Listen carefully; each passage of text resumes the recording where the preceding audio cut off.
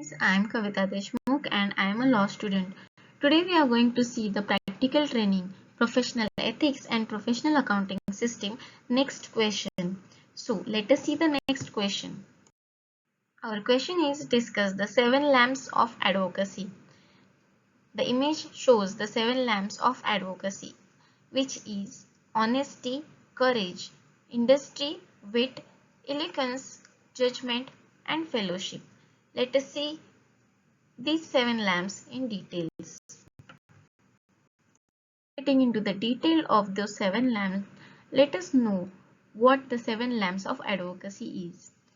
The book names the Seven Lamps of Advocacy, authored by Honorable Justice Abbott Parry, says that to succeed as an advocate, a man must work like a horse and live like a hermit.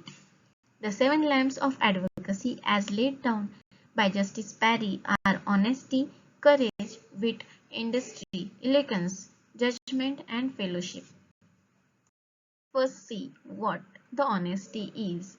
The strong statement usually used by non-law individuals to criticize the advocates or law students is that lawyers are liars.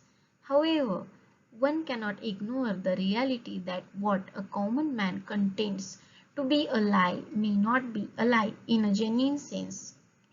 On the contrary, lawyers are presumed to be honest as they have a fiduciary duty to act in the best interests of their clients.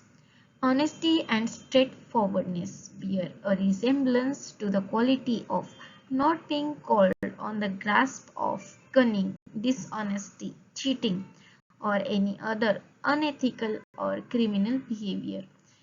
If ever so happens, that would lead to professional misconduct. To see the courage in the seven lamps of advocacy, the tie between courage and honesty is undeniable.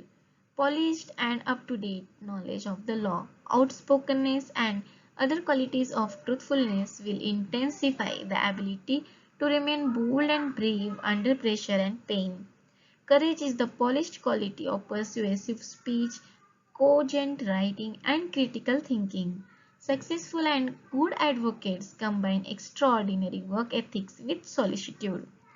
Irrespective of how skillful and result-oriented an advocate is, he can no way find himself to be an expert unless he has the courage.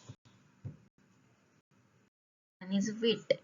Wit portrays the eager perception and cunningly apt expression of those connections formed between ideas that arouse amusement and pleasure. In common words, it is the volume to think rationally and speak concisely with an insightful expression of thoughts. The very famous phrase, "Wit lightens the darkness of advocacy," indicates the importance of this lamp. In a nutshell, advocacy is an art of organizing cases in the court of law that includes arguments, producing shreds of evidence and witnesses, cross-examinations, examination in chief, and at last the prayer for convincing the judge or the group of judges.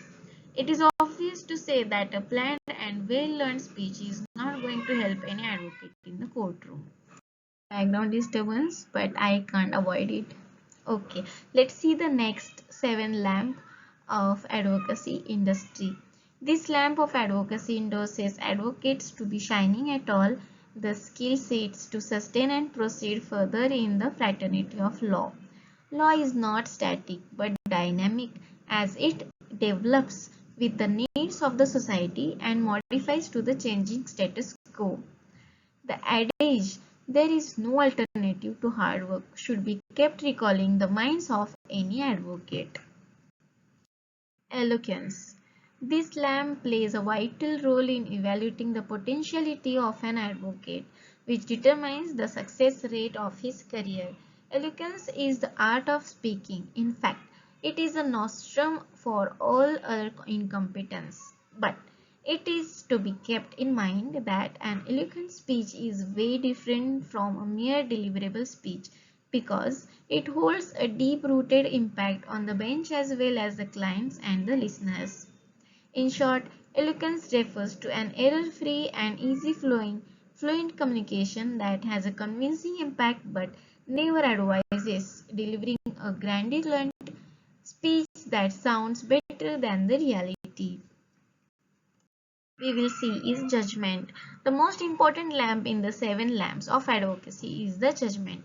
Judgment in advocacy is a talent by which an advocate establishes the collective facts of cases by judiciously in identifying both the merits and demerits of the case at hand, foretelling the probable counter-arguments from the opposition and getting to grips with the same by having a cerebral capacity to see the right turning point of the case. In short, it is the deed of translating good sense into good action. An advocate is accountable to let the client know about the correct legal status of the case. He should be proficient at selecting the option which appears righter at the time of the decision, nonetheless computing on all the possible eventualities that may arise. The last one is fellowship. While organizing the lawsuits, advocates evidently resist the other party to endorse the interests of their clients. But in such a battle of words in the courtroom shall not trouble or bother the friendly relationship between advocates of the both sides, because they are opponents but not enemies. To ease this interest, after having obtained a certificate of enrollment under Section 22 of the Advocates Act 1961, advocates are made required to obtain membership in bar associations. We have seen all the seven lamps of advocacy. Now we will get on to the conclusion that the collective essence of the aforementioned seven lamps of advocacy illuminates the qualities that are to be present in a successful and a good advocate and provides that an advocate has to endorse justice by all fair and honorable means audaciously. In addition to that, in the book named Professional Conduct and Advocacy, Mr. K. N. Krishnaswamy Iyer instigated one more lamp to the lamps of advocacy called tact. This eighth lamp, that is the tact, talks about the people skill across the board and describes why an advocate should develop his ability to deal with the people. Thank you so much. Bye.